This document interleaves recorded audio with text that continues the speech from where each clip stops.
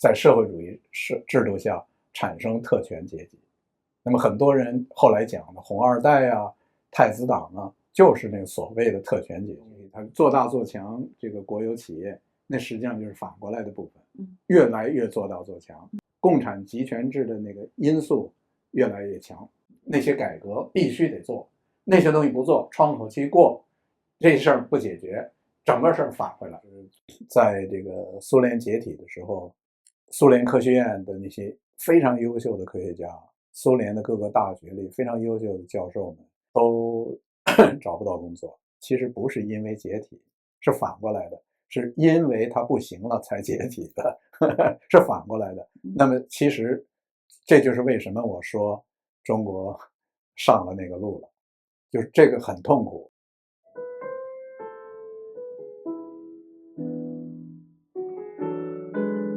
最近其实网上有很多视频，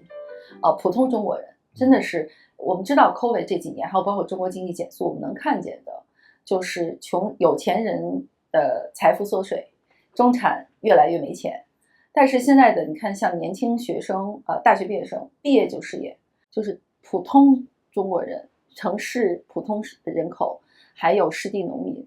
他们现在的状况。尤其大学生失业，长期失业会造成什么一个社会现实？怎么办？他们怎么办？对，这个真的是很困难，这个真的是很困难，这个就是很不幸啊，就是当那个经济一路下滑的时候，这是就是不可避免的。那个实际上就是在这个苏联解体的时候，这个苏联科学院的那些非常优秀的科学家，苏联的各个大学里非常优秀的教授们，然后非常优秀的他们的博士、他们的研究生毕业，这个都找不到工作，就是很多中国人不知道当时发生的事情是怎么回事，很多人会简单的把它归罪为它解体，其实不是因为解体，是反过来的，是因为它不行了才解体的，是反过来的。那么其实这就是为什么我说中国上了那个路了，就是这个很痛苦，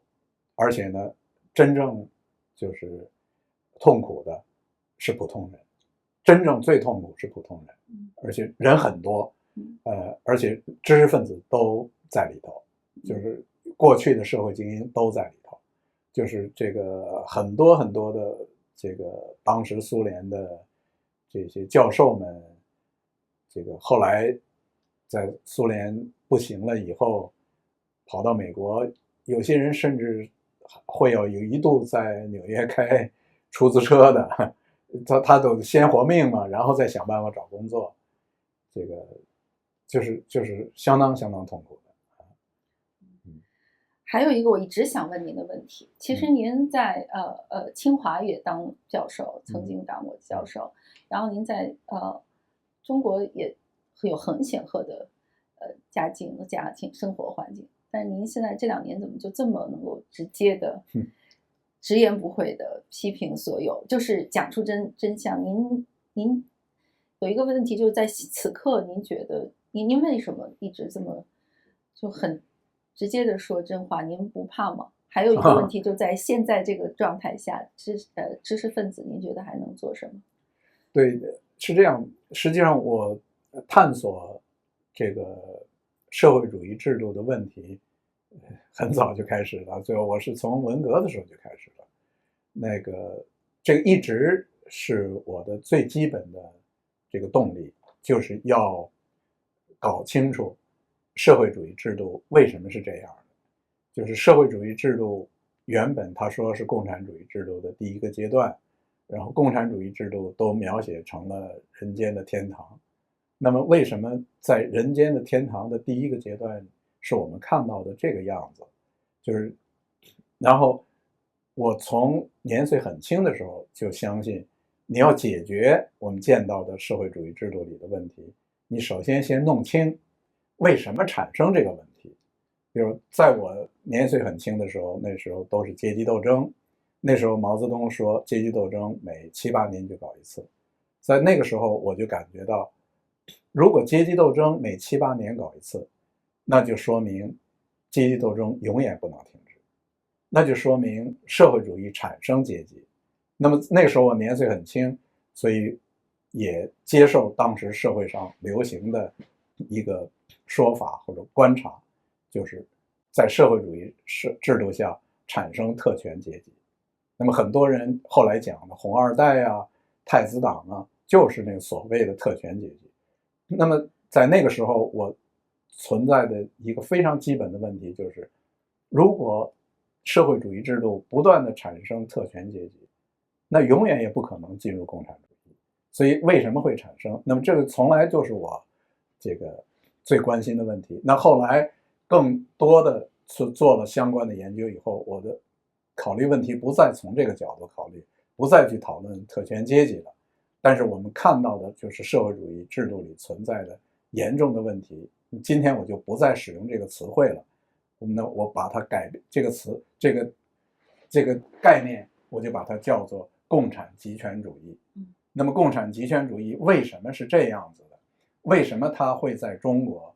这个建立？为什么在中国它这么持续？别的地方都解体，为什么在这里没有解体？那么就需要认真的去理解它。那理解的目的是为了这个帮助人们认识，只有人们认识了，才有可能改变。那么所有的一切最终是为了帮助人们认识。那我不愿意，就是我有了认识以后，我把它变成秘密。由于不允许讲，由于讲出来以后要被惩罚，那么就变成了秘密。那我不是在浪费我整个的生命吗？我整个的生命的目的是搞清楚以后让人们知道。那我觉得我现在搞清楚了相当多的一些事情，至少有许多我觉得我已经看清楚的问题。那么普遍我在文献里发现，这个文献里大量的是没有的。那么我觉得这样子问题搞清楚，不仅仅是为了给经济学的文献有个贡献，给政治学的文献有个贡献，而是让普通的人能够知道得更清楚。所以我觉得就是我们作为学者，绝对不是只是为了在杂志上发表，只是为了在出版社出版一本书。我们的目的是为了让人们能够和我们共享我们知道的东西。我们知道什么，让人们知道。那么即便我们知道的东西说出来有可能会被惩罚，那也没有办法，就是否则这个做研究就没了目的了，就是对吧？就是这个人活着也就没了目的了。这个人活着本来就是要能帮助别人才活着才有价值。这个有一点宗教了。没有特别感人。我为什么说这个话呢？因为当环境好的时候，比如说20多年前，就像您说的，在环境好的时候，都在讨论经济的时候，都在向美国学、向欧美学讨论市场经济的时候，说这些理论，包括有很多在美国学经济学的海归派哈，在中国其实也都在教书啊，在什么那个时候说所谓的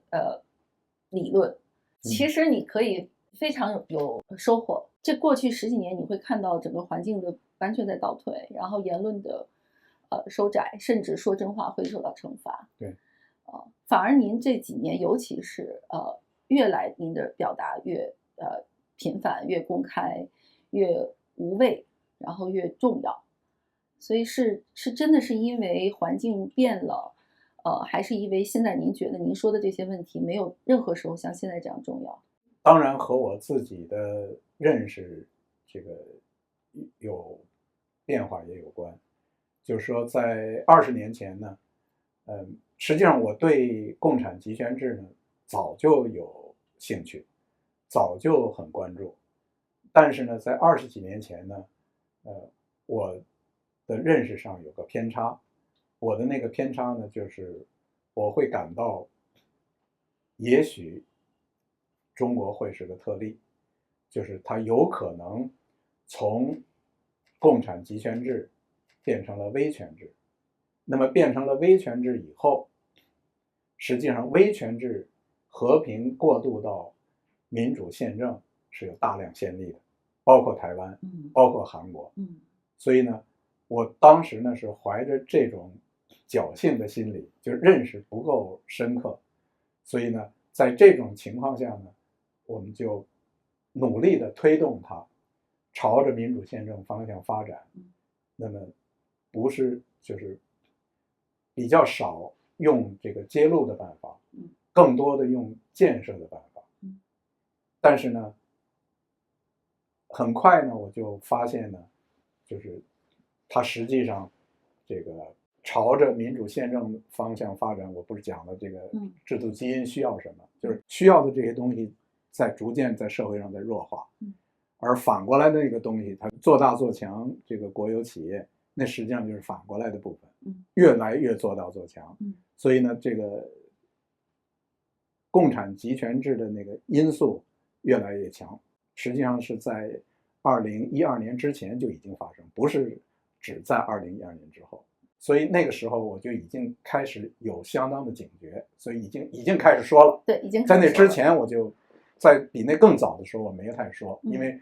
没有警觉到这个，因为觉得这个大趋势是在朝着私有企业发展，朝着公民社会的发展，对，是努力的在帮助这个方向的发展。但是当我警觉到这个东西已经出现困难的时候，就开始说了。那么到后来就发现实际上已经反转了，所以我就全力以赴的开始写这个书了。这个书的开始的时间是2012年，就全力以赴就把这个书写出来了。那么就是追这个共产集权制的根子是什么？就是因为我过去发明了一个概念呢，我把中国的制度叫做向地方分权的威权主义制度。那么有些人呢会认为我像是在这个咒骂共产党制度，实际上我在夸他呢。我在夸他呢，那个词儿是夸他呢，因为是从威权主义制度过渡到民主宪政是有先例的，有大量先例的，所以实际上是带着这个期待。那么我在那篇很长的一篇文章里边已经讲了中国面对的问题。那讲的面对的问题的意思就是说，如果面对的这些问题得不到解决，中国实际上朝民主宪政是没可能的。只有那些问题得到解决，就是现在更像是一个这个机会的窗口，是个窗口期。这个窗口期赶快要做的事儿，那些改革必须得做，那些东西不做，窗口期过，这事儿不解决，整个事儿返回来。那么后来就是我看到这个是返回来的趋势非常清楚了，所以就努力写这本书了。所以您花12年的时间，马上要对出一个巨大的成果。对，就是这些思考其实远超过12年。但是这个集中全力的写这个书是用了12年。即便现在这本书出来，谈集权制度可能是最不受欢迎的，甚至对您个人会有一些压力和危险的。对，你也不在乎。这个我想，这个做学术工作，一定最重要的是，就是你学术是追求的是真相，所以最后你就是坦白你知道的真相，就是这个 truth， 中文有的时候翻译成真理，真理有点过于绝对，所以我说的就是 truth， 就是说我认为我看到了真相。那么学术界仍然会有争论，我也不担心这个争论，但是刚才你说的那个不是学术界的争论，而是政治上的压制。那这些压制，它和学术上争论是不是一样的？它是害怕你说出来了真相，那没有办法。那么我们是做这个的，我们只能这样。